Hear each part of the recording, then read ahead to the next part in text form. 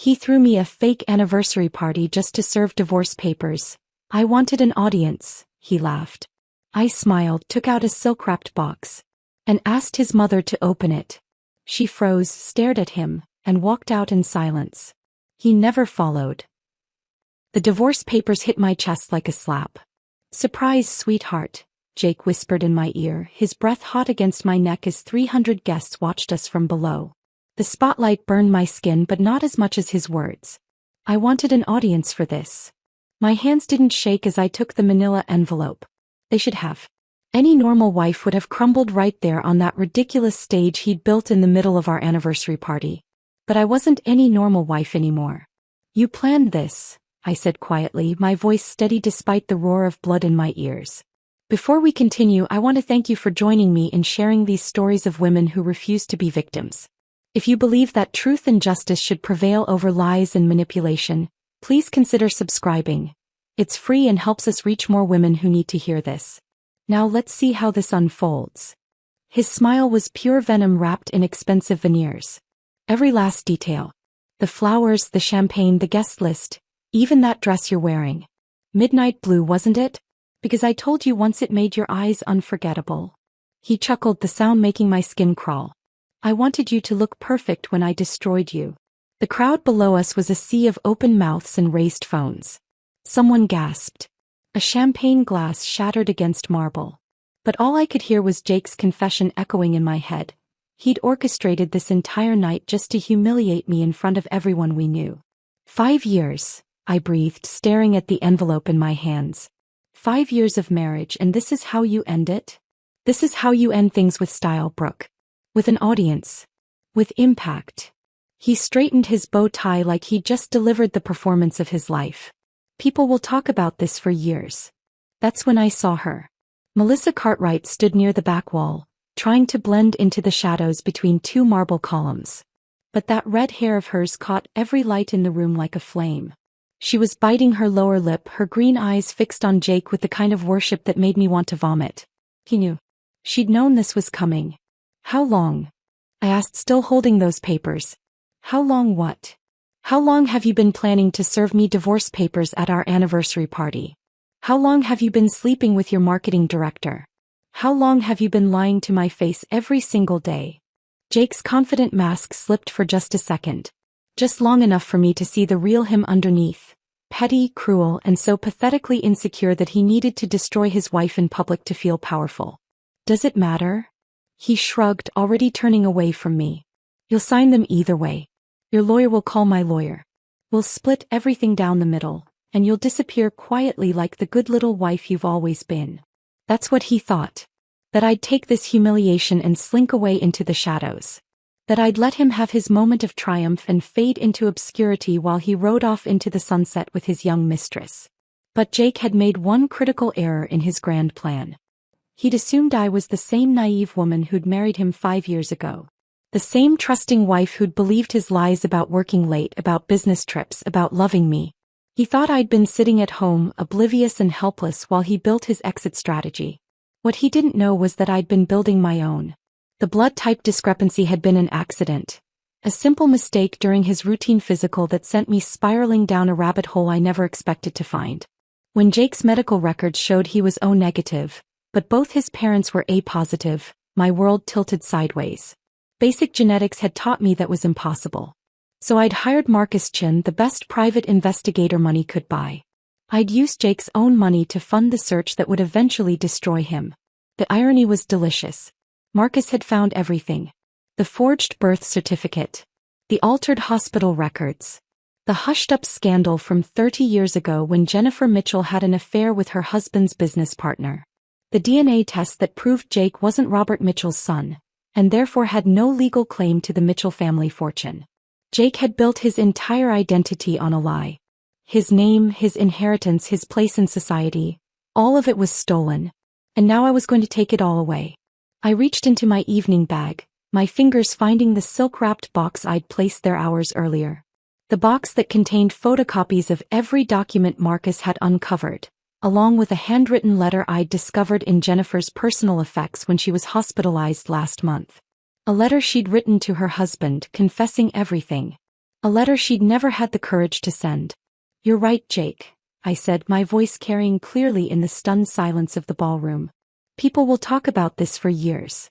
I stepped away from him, turning to face the crowd below. 300 faces stared back at me. Friends, family, business associates, and social climbers who'd come to see the Mitchells celebrate another year of marital bliss. Instead, they were about to witness the complete destruction of a man who'd built his life on lies.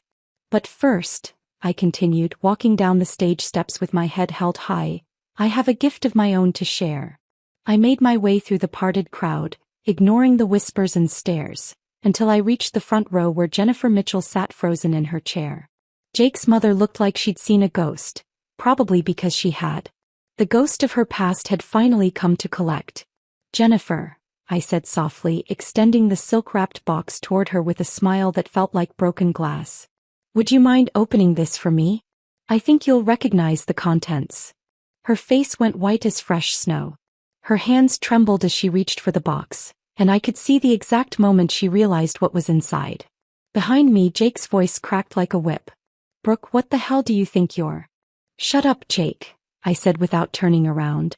"For once in your miserable life, just shut up and let someone else have the spotlight." The box felt heavier in Jennifer's shaking hands than it had any right to. 300 people held their breath, phones recording every second, as she slowly untied the blue ribbon with fingers that looked like they might snap. This was it. The moment Jake's perfect world crumbled into dust. The moment I showed him what real revenge looked like.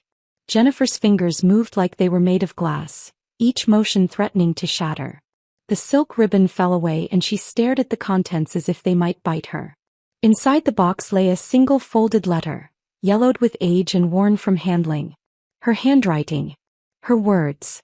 Her confession. "No," she whispered so quietly that only those in the front row could hear. But the microphone Jake had insisted on wearing caught everything. Her denial echoed through the ballroom like a prayer no one wanted to answer. I watched her unfold the paper with the same care someone might use to handle a live bomb. Because that's exactly what it was. 30 years of buried secrets about to explode in the most public way possible. "Read it, Jennifer," I said gently, my voice carrying an authority I'd never known I possessed. "Out loud. Let everyone hear what you wrote to your husband all those years ago."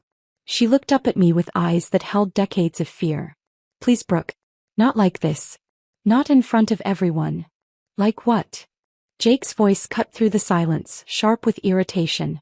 He jumped down from the stage and was striding toward us, his face flushed with anger. "What is this melodrama? Mother, what's in that letter?" Jennifer's mouth opened and closed like a fish gasping for air. The paper trembled in her grip and I could see tears forming at the corners of her eyes.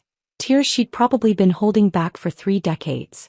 "She can't read it," I said, taking a step closer to Jake. "Because it destroys everything you think you know about yourself. Everything you've built your precious identity on." "Brooke, I don't know what game you're playing, but—" "No game, Jake. Just truth. Something you've never been particularly fond of." Jennifer's voice cracked like autumn leaves. "My dearest Robert," she began, her words barely audible. The crowd pressed closer, phones held high, everyone straining to hear. "I can no longer carry this burden alone. What I'm about to tell you will change everything, and I pray you can find it in your heart to forgive me." Jake went rigid. "Mother, stop." But Jennifer couldn't stop now. The dam had broken and 30 years of guilt came pouring out. The winter of 1993 was the loneliest of my life. You were traveling constantly for work and I felt invisible in my own home. When David returned from Chicago, when he looked at me like I mattered, her voice caught.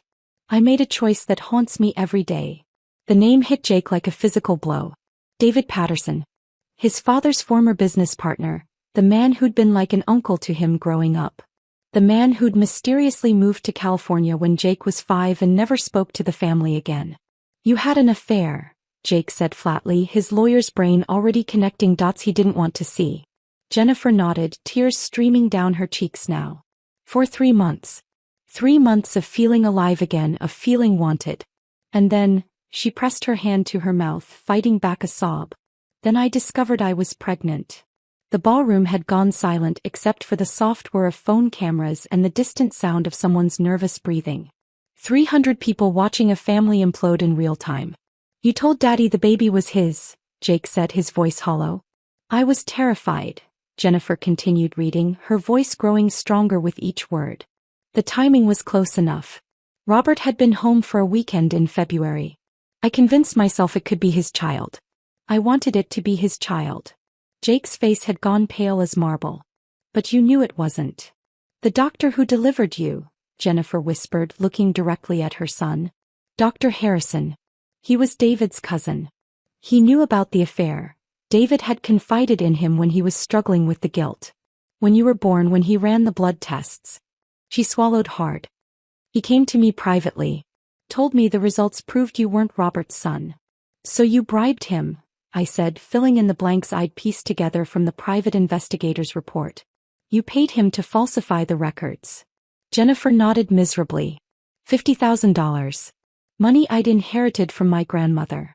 Dr. Harrison changed the blood type documentation, backdated some records, made it look like there had been a clerical error in the original typing. He said no one would ever question it. Jake staggered backward like he'd been punched. My entire life. My name, my inheritance, my place in this family, it's all based on a lie. I thought I was protecting you, Jennifer said, her voice breaking completely now. I thought I was giving you the life you deserved. The Mitchell name, the social standing, the financial security. How could I take that away from an innocent child? By lying to everyone. Jake exploded, his composure finally cracking. By lying to Dad, to me, to everyone who ever mattered. But Jennifer wasn't finished. She looked down at the letter again, and I saw her steel herself for the final blow. The one I'd been waiting for. There's more, she said quietly. Jake's laugh was bitter and broken. More? What else could there possibly be? Jennifer's eyes found mine across the space between us, and for a moment, I saw something that looked almost like gratitude. She knew this needed to come out. She'd been drowning in this secret for 30 years, and I'd just thrown her a lifeline, even if it looked like an anchor to everyone else. I wrote this letter 5 years ago, she continued, her voice steadying. The night before your wedding. I was going to tell Robert everything, was going to confess and let him decide what to do. But then I met Brooke. Jake's head snapped toward me, confusion replacing some of the anger in his eyes. She was so kind to me that day, Jennifer said, her voice warming slightly. During all the wedding chaos, when everyone else was focused on flowers and photographs and seating arrangements, she noticed I was overwhelmed. She brought me tea, sat with me, asked about my life. Really asked. Not the polite small talk I was used to, but genuine interest. I remembered that afternoon. Jennifer had seemed lost in the whirlwind of wedding preparations, sitting alone while Jake glad-handed his way through a room full of vendors and wedding planners. Over the past 5 years, Jennifer continued, Brooke has been the daughter I never had. She called me every week, visited me in the hospital when I had my surgery last year, remembered my birthday when my own son forgot. She cared for me when no one else bothered. Jake's face twisted with something ugly. So what, Mother? So what if she was nice to you? That doesn't change what you did. Jennifer looked directly at him, and for the first time all evening, her voice was steady and clear. No, it doesn't change what I did. But it changes what I should have done. Because watching Brooke these past 5 years, seeing her kindness and her strength and her grace. She paused, gathering herself for the final strike. It made me realize that you, Jacob, are nothing like the man who raised you. You're selfish, cruel, and petty. You inherited your biological father's worst traits and none of Robert's best ones. The letter fluttered to the floor as Jennifer stood, her voice rising to carry across the entire ballroom. Brooke is the daughter I should have had. The child I should have raised. She has more integrity in her little finger than you've shown in your entire life.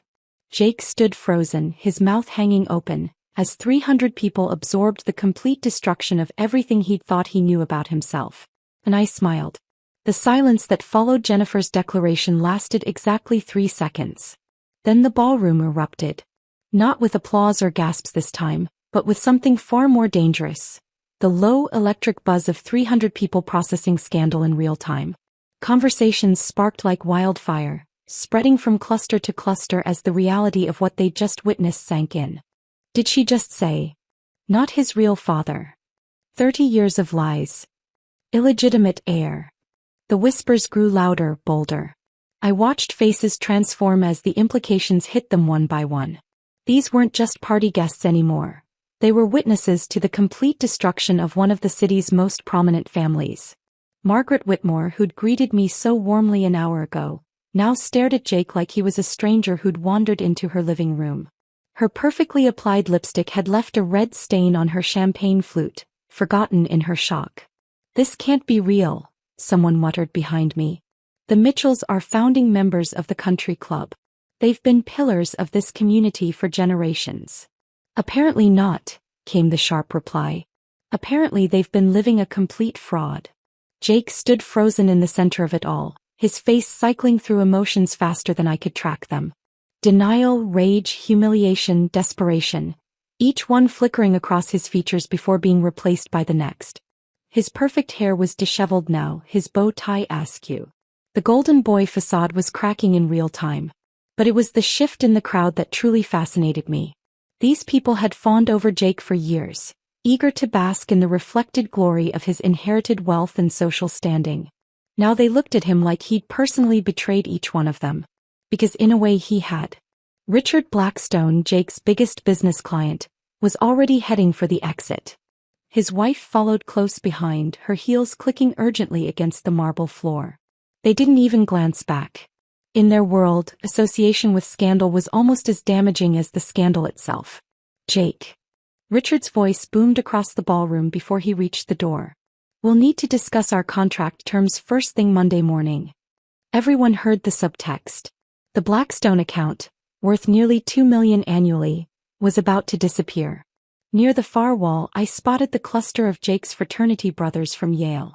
Men who'd partied with him for 4 years, who'd stood up at our wedding, who'd been fixtures at every major milestone in our relationship. They were backing away from the scene like it was contaminated. "We should go," one of them whispered, but the microphone Jake still wore caught it anyway. "This is going to be all over social media in an hour." "Already is," another replied, holding up his phone. "Someone's streaming this live. It's got 3,000 viewers and climbing." Live streaming. Of course. In today's world, private humiliation was an impossibility. Jake's public execution was being broadcast to anyone with an internet connection. But the person I was really watching stood near the back corner where she tried to blend into the shadows all evening. Melissa Cartwright, Jake's red-haired secret, had gone completely white. Her emerald dress suddenly looked garish under the ballroom lights, like she was dressed for a different party entirely. She'd been so confident earlier, sipping her Prosecco and checking her phone for reassuring texts from her married lover. She'd probably been imagining this as her coming-out party, the night she'd finally step into the light as the future Mrs. Mitchell. Now she looked like she wanted to disappear into the floor. I watched her clutch her designer purse tighter as reality crashed over her. The man she'd been sleeping with wasn't the heir to a fortune. He was the illegitimate son of a 30-year-old affair. The inheritance she'd been counting on didn't exist. The social status she'd been craving was built on quicksand. Her phone buzzed in her hand.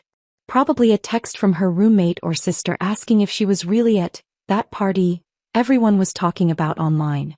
I saw her read it, saw her face crumple slightly, saw her take one last look at Jake, still standing there in his expensive tuxedo, looking lost and broken, before she turned and walked toward the exit.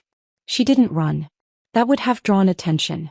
Instead, she moved with the careful precision of someone trying very hard not to be noticed.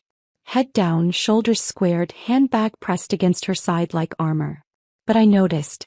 And more importantly, so did Jake. I saw his head turn, saw him spot her retreating figure. For a moment, something desperate flashed across his face. The look of a drowning man watching his life preserver float away. "Melissa," he called out, his voice cracking slightly. She paused at the ballroom entrance but didn't turn around. The entire crowd followed his gaze, 300 pairs of eyes landing on the woman who'd been his secret mistress just hours ago. Now she was just another guest who couldn't get away fast enough. She disappeared through the doorway without a word, leaving Jake standing there with his arms half raised, his mouth open, looking every bit the fool he'd always been beneath the expensive suits and inherited confidence. That's when the real exodus began. The Hendersons slipped out next, followed by the Carruthers family. Then Jake's golf buddies, his business associates, the social climbers who'd been so eager to curry favor with the Mitchell heir. One by one they melted away like morning frost. Some made excuses, early morning tomorrow, or babysitter needs to leave soon. Others just vanished without explanation, unwilling to be photographed at the scene of such spectacular social destruction. But the cruelest departures were the ones who'd been closest to him. Marcus Webb, his best man, caught Jake's eye across the room and simply shook his head slowly before walking away. No words, no explanation needed. 30 years of friendship ended with a single gesture. The Preston family, neighbors who'd been like surrogate grandparents to Jake, gathered their things with the kind of determined efficiency that spoke volumes. Mrs. Preston had taught Jake to ride a bicycle in her driveway when he was 6. Now she wouldn't even look at him. Within 15 minutes, the ballroom had emptied by 2/3. The remaining guests huddled in small groups, their voices low but their stares constant.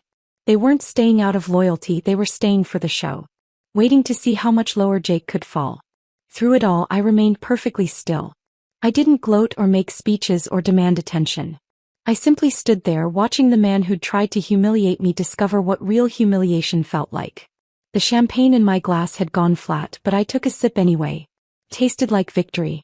Mrs. Lawton approached me then, her elderly face creased with concern. She'd been my neighbor since childhood, had known me long before I became a Mitchell. "Dear," she said softly, taking my free hand in both of hers. "Are you all right?" For the first time all evening my smile was genuine. "I'm perfect, Mrs. Lawton. Thank you for asking." She squeezed my hand once, nodded knowingly and walked away. That's when I knew it was time to leave. I'd stayed long enough to watch Jake's world collapse. Now I wanted to go home and pour myself a proper drink. Something that didn't taste like lies and broken promises. I set my empty champagne flute on a nearby table, picked up my small evening bag and walked toward the exit without looking back. Behind me, Jake's voice echoed through the half-empty ballroom. "Brooke, wait. Brooke." But I didn't wait. I didn't need to. He'd wanted an audience for our ending. Now he had one for his. The valet brought my car around as I waited under the hotel's crystal canopy, breathing in the cool night air that felt like freedom. Behind me, through the floor-to-ceiling windows, I could see the remaining guests still clustered in the ballroom like vultures picking over carrion. But I wasn't looking back anymore. My phone buzzed with notifications, texts, missed calls, social media alerts. The story was already spreading beyond the ballroom walls, rippling out into the digital world where scandals lived forever. But I silenced it all and slipped the phone into my purse. Tonight belonged to me. The drive home through the empty streets felt surreal. Street lights painted golden pools on the asphalt, and the city seemed unusually quiet, as if the universe itself was holding its breath. I rolled down the windows and let the wind whip through my hair, not caring that it would ruin the perfect style Jake had once complimented. When I pulled into our driveway, I corrected myself. The house stood dark and imposing against the star-filled sky. The Tudor-style mansion that Jake loved to show off to his friends, with its manicured gardens and imported stone facade. In a few hours, it would just be another piece of property in a very complicated legal puzzle. I kicked off my heels in the foyer and padded barefoot across the marble floor to the kitchen. The silence felt different now, not empty but expectant. Like the house itself was waiting to see what would happen next. I poured myself 3 fingers of the Macallan 25 that Jake kept locked in his study cabinet, the bottle he'd been saving for special occasions. Well, this certainly qualified.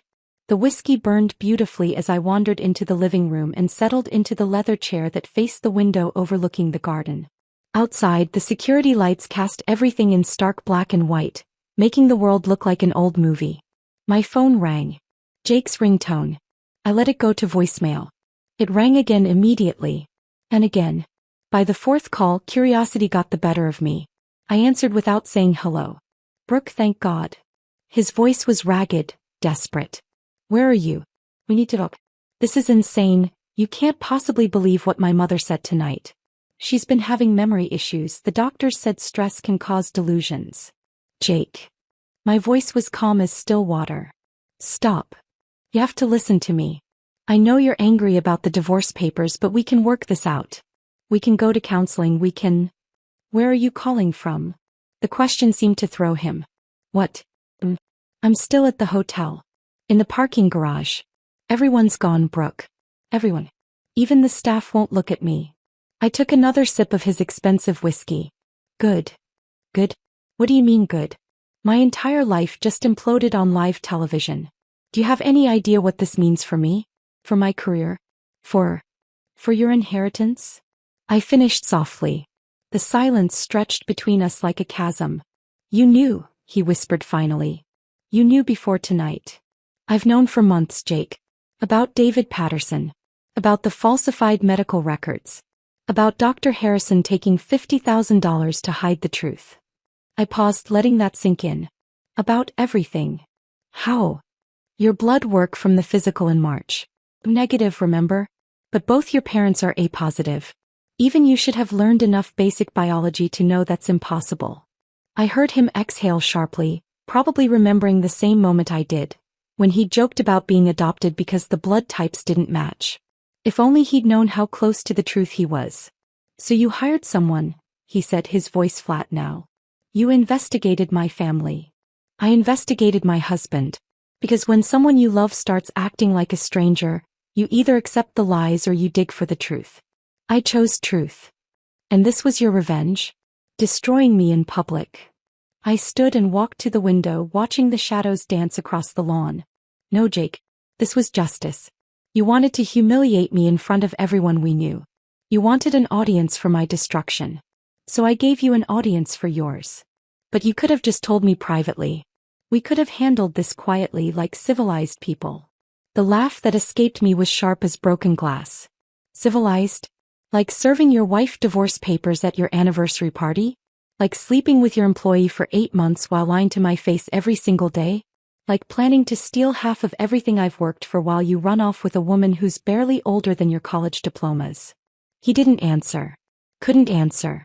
The difference between us, Jake, is that I only destroyed what was already fake.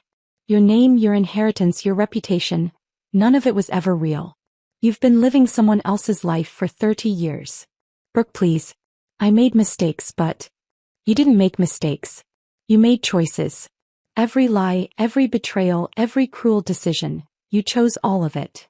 Through the phone, I heard the distant sound of car doors slamming, engines starting. The last of the party guests finally leaving. Jake was alone in that parking garage, just like he'd be alone for the rest of his life. "Hi, Mother," he said suddenly.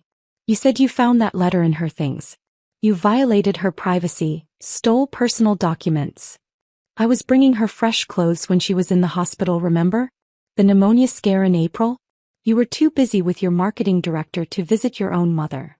The memory still stung. The letter fell out of one of her books. "I didn't steal it, Jake. I found it. And after 5 years of watching you take credit for everything your father built, watching you treat people like stepping stones to your success, I decided someone needed to know the truth. So you decided to play God with my life. No. I decided to stop playing victim in my own marriage." The silence stretched longer this time. When he spoke again, his voice was smaller, younger somehow. "What happens now? Now you figure out who you really are. Not Robert Mitchell's son. Not the heir to a fortune you never earned. Not my husband. Whoever that is. And us. There is no use, Jake. There hasn't been for a long time. Tonight just made it official." I heard him breathing on the other end of the line, heard the faint sound of traffic passing by the hotel. He was sitting in his car in an empty parking garage, probably still wearing that expensive tuxedo, probably still trying to figure out how his perfect plan had backfired so spectacularly. "I'm filing the divorce papers tomorrow," I said gently. "Under my maiden name. Carter. The name you always said sounded too common, too ordinary. Turns out it's the only real name in this marriage. Brooke." "Goodbye, Jake." I ended the call and turned off the phone completely. Outside, a car turned into our neighborhood, some late-night reveler heading home from their own evening out. But they drove past without slowing, their headlights sweeping across the window briefly before disappearing into the darkness. I finished the whiskey and set the empty glass on the side table. Tomorrow I would start the process of untangling 5 years of shared finances, shared property, shared lies. Tonight I would sleep alone in my own bed in my own house with my own name. For the first time in months that sounded perfect. The first night I slept alone in our bed, I stared at the ceiling until dawn and let myself remember how it all began. Not the marriage, not the lies, but the moment I stopped being naive. It was a Tuesday in March when Jake came home from his annual physical, waving his blood work results like a victory flag. Clean bill of health, he announced, dropping the paperwork on the kitchen counter before heading to the shower. Doctor says I have the blood pressure of a 20-year-old. I was making dinner, barely paying attention when something on the lab report caught my eye. Blood type, O negative. I stared at those letters, fork suspended halfway to my mouth as I tasted the pasta sauce. That night, while Jake snored beside me, I pulled out the wedding album. Page after page of carefully posed photographs, but I stopped at one specific image. Jake flanked by both his parents at the reception, all three of them laughing at some joke I couldn't remember. Robert Mitchell's eyes were distinctly hazel with flecks of gold. Jennifer's were deep brown, almost black in the right light. But Jake's eyes had always been green. Bright emerald green. I'd taken enough biology classes to know the basics. Two brown-eyed parents couldn't produce a green-eyed child without some very specific recessive gene combinations. Combinations that were statistically unlikely. Add in the blood type mismatch and the probability dropped to nearly impossible. But people adopted children all the time. Families kept secrets. Maybe there was a simple explanation that everyone just preferred not to discuss. Except Jake had always been so proud of his Mitchell heritage. He wore it like armor, constantly referencing his bloodline, his genetic connection to the family's success. If he'd been adopted, surely he would have known? The questions ate at me for weeks. I found myself studying family photos with a magnifying glass, looking for resemblances that should have been obvious. Jake had Jennifer's stubborn chin, sure, but that could be coincidence. His height matched Robert's, but so did half the men in their social circle. It was ridiculous. I was seeing mysteries where none existed, creating problems in my marriage because I was bored or restless or looking for drama. That's what I told myself every morning while Jake kissed me goodbye and headed off to his important meetings. But then I found the photograph. I was cleaning out Robert's old desk in the study, a task Jennifer had been putting off since his death 2 years earlier, when I discovered a manila folder tucked behind the tax documents. Inside were dozens of pictures from Jake's childhood, but one made me stop breathing. Jake at 8 years old, standing next to a tall man with dark hair and green eyes. Bright, unmistakable green eyes. The same shade as Jake's. The man's hand rested on Jake's shoulder with casual familiarity, and they were both grinning at the camera like they shared a secret. On the back, someone had written, Jake and Uncle David, Christmas 1995. Uncle David. David Patterson, Robert's former business partner who'd mysteriously relocated to California when Jake was young. The man Jennifer never spoke about, whose name made her change the subject whenever it came up in conversation. I sat in that study for 2 hours, staring at that photograph, watching my world shift on its axis. The next Monday I hired Marcus Chin. Marcus came recommended by my divorce lawyer friend Sarah, though I told her I was looking into background checks for potential household staff. He was quiet, professional, and expensive enough that I knew he'd be thorough. I need you to investigate my husband's parentage, I told him during our first meeting at a coffee shop downtown. Specifically, I need to know if Robert Mitchell was actually his biological father. Marcus didn't blink. Any particular reason for the inquiry? Medical inconsistencies. Blood type discrepancies. A photograph that raises questions. And you want this kept completely confidential? Absolutely. If word of this investigation gets back to my husband or his family, I'll know it came from you. Marcus spent 6 weeks unraveling 30 years of carefully constructed lies. He found the original medical records from Jake's birth, the ones that showed his true blood type before Dr. Harrison changed them. He tracked down the retired nurse who'd assisted with the delivery and remembered being asked to keep certain details private. He located David Patterson in Sacramento, where he'd been living under his mother's maiden name for 3 decades. Most importantly, he found Jennifer's letter. She'd hidden it in a safety deposit box at a bank across town, along with other documents she never wanted Robert to see. The box was registered under her maiden name, opened the same week Jake was born. Marcus had connections at the bank who owed him favors. The letter was everything I'd suspected and worse. Jennifer's affair hadn't been a brief moment of weakness. It had lasted the entire winter of 1993. She'd been in love with David Patterson, had planned to leave Robert for him, until she discovered she was pregnant and panicked. Reading those handwritten pages felt like watching someone's soul confess its darkest secrets. Jennifer wrote about bribing Dr. Harrison, about convincing David to disappear, about lying to Robert every day for 30 years. She wrote about watching Jake grow up knowing he was living someone else's life. But the most devastating part was the ending, where she admitted that keeping the secret hadn't been about protecting Jake. It had been about protecting herself. Her reputation, her marriage, her place in society. Marcus handed me the file on a rainy Thursday afternoon, along with DNA evidence that confirmed what I already knew. Jake wasn't a Mitchell. Never had been. What do you plan to do with this information? Marcus asked as I signed his final check. I don't know yet. But that was a lie. I knew exactly what I was going to do. I just wasn't ready to admit it, even to myself. The plan came together slowly, piece by piece, over the following months. First, I started spending more time with Jennifer, visiting her weekly instead of monthly, bringing her favorite tea and listening to her stories about the past. She was lonely, especially since Robert's death, and she responded to my attention like a flower turning toward sunlight. I helped her organize her medications, drove her to doctor's appointments, sat with her during her hospital stay when she developed pneumonia in April. Jake was too busy with work, too busy with Melissa, to notice that his wife was becoming his mother's primary caregiver. Jennifer began confiding in me, sharing memories she'd never told anyone. Most of them were harmless nostalgia, but occasionally she'd let something slip that confirmed what I already knew. David always said Jake had his eyes, she murmured one afternoon while we sorted through old photographs. I used to worry people would notice the resemblance. When did David move away? I asked casually. When Jake was 5. Right after Robert promoted him to partner. The timing was perfect, really. Too perfect. She was testing me, I realized. Seeing how much I already knew, how much I could be trusted with her secrets.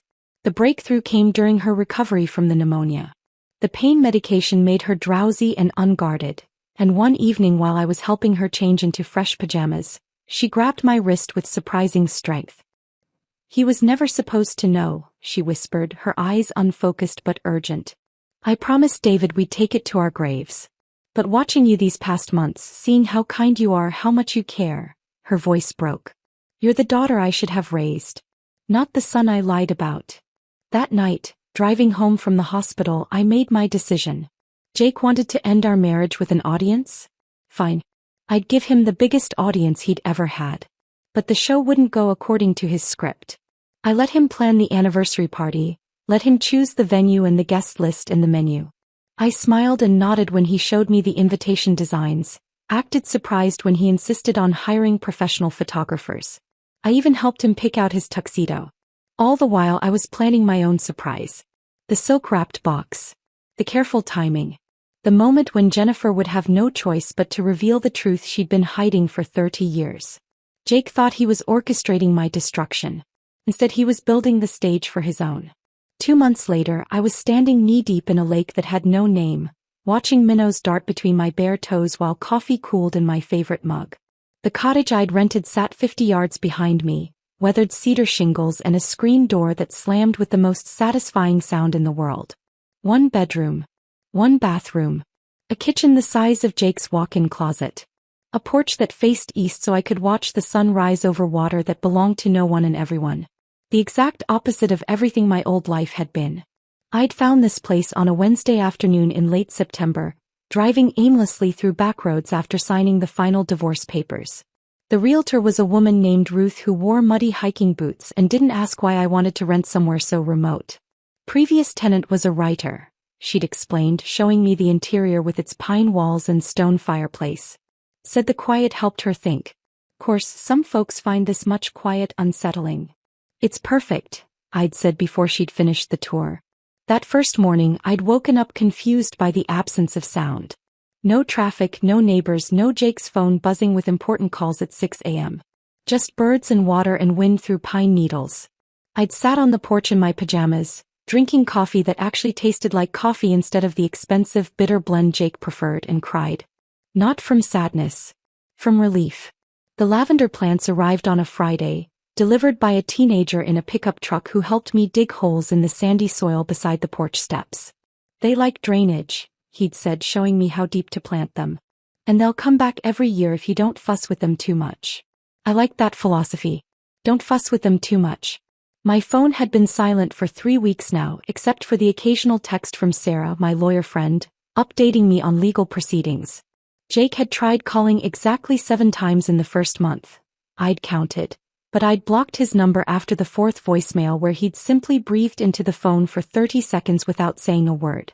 Sarah's texts painted a picture of a man coming apart at the seams, but doing it quietly, privately, like he was disappearing from the inside out. Resigned from the firm, one message read. Partners voted him out anyway. Apartment downtown, came another. Lease under David Patterson's name. Guess he's embracing the truth now. Melissa filed a restraining order. He was showing up at her office building every day for 2 weeks, just standing across the street. Not approaching, just watching. I'd read each update while sipping coffee on my porch, feeling nothing except mild curiosity. It was like hearing about a character in a book I'd finished reading. The most surprising text had come just last week. Jennifer changed her will. Everything goes to the Pediatric Cancer Foundation and something called the Brooke Carter Scholarship Fund. Jake gets nothing. Not even family photos. I'd had to read that one twice. A scholarship fund in my name. Jennifer's final gesture, perhaps her way of apologizing for 30 years of lies that had eventually entangled me too. The legal resolution had been swift and brutal. Jake's birth certificate was officially amended to list his father as unknown. The Mitchell Family Trust, established in 1923, remained intact but with no living heirs. Robert's estate, worth an estimated $47 million, would be distributed according to Jennifer's revised will. Jake Mitchell, now legally Jake Patterson Mitchell, though he'd have to petition the court to use even that hyphenated version, had no claim to any of it. But the money wasn't what destroyed him. It was the silence that followed. Sarah mentioned it in passing during one of our rare phone calls. He seems to think people are talking about him everywhere he goes. Coffee shops, grocery stores, the gym. But honestly, most people have moved on. There was that senator's affair last month, then the tech CEO's insider trading scandal. Your story got swallowed up by the news cycle. That should have been a relief for Jake. In our social media world, scandals had the lifespan of fruit flies. But apparently he couldn't let it go. I heard from Margaret Whitmore's daughter, Sarah continued. She said Jake showed up at their country club last Sunday. Just sat at the bar for 3 hours, nursing the same drink, staring at people. When someone finally asked if he was all right, he just said, "They remember." But Margaret said nobody was even looking at him. I'd ended that conversation early, suddenly uncomfortable with the secondhand surveillance. Jake's breakdown wasn't my responsibility, and I didn't want to become the kind of person who fed on someone else's misery, even someone who'd tried to feed on mine. The truth was, I rarely thought about him anymore. My days had rhythm now, but not the artificial schedule of social obligations and appearance maintenance that had dominated my married life. I woke when sunlight hit the bedroom window. I walked the shoreline trail that circled the lake. I read books that had nothing to do with self-improvement or networking or being a better wife. In the afternoons, I worked on the vegetable garden I'd started behind the cottage. Tomatoes and herbs and green beans that would probably survive longer than my marriage had. The physical work felt good, honest in a way that charity luncheons and gallery openings never had. Evenings were for the porch swing Ruth had installed after I'd admired a similar one at the hardware store. I'd watch the sky change colors over the water while dinner cooked on the small grill I'd bought myself as a housewarming gift. Simple food. Fish from the local market, vegetables from my garden, bread from the bakery in the nearest town 15 miles away. I'd kept exactly 3 friends from my old life. Sarah, Mrs. Lawton, and surprisingly my former mother-in-law's hospice nurse, Carmen, who'd reached out after Jennifer's funeral to make sure I was doing all right. The rest of that social circle had evaporated naturally, not from any dramatic confrontations but simply because we'd never really been friends anyway. We'd been accessories to each other's public image. Carmen visited sometimes, bringing news from the outside world that felt increasingly foreign. That red-haired girl from the party, she'd mentioned during her last visit. Melissa? She moved back home to Ohio. Deactivated all her social media accounts first. Good for her, I'd said and meant it. Melissa had been collateral damage in Jake's theater of cruelty. She'd probably learned more about herself in the aftermath than she'd bargained for.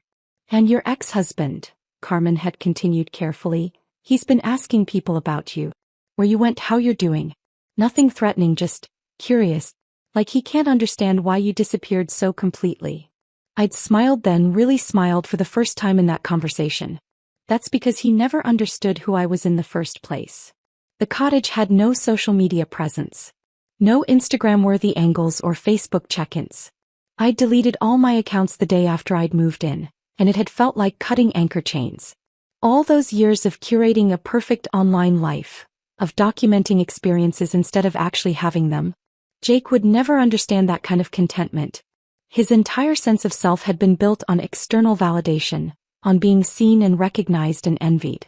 The idea that someone could find fulfillment in anonymity would be incomprehensible to him.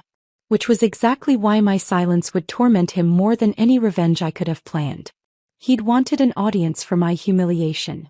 Instead, I'd given him an audience for his destruction and then walked away from the theater entirely. Now he was performing his breakdown for empty seats and I was finally, truly free. If this story of calculated revenge had you absolutely hooked, hit that like button right now. My favorite part was when Brooke handed Jennifer that silk-wrapped box, knowing exactly what would unfold next. What was your favorite moment? Drop it in the comments below. Don't miss more thrilling stories like this. Subscribe and hit that notification bell so you never miss an upload.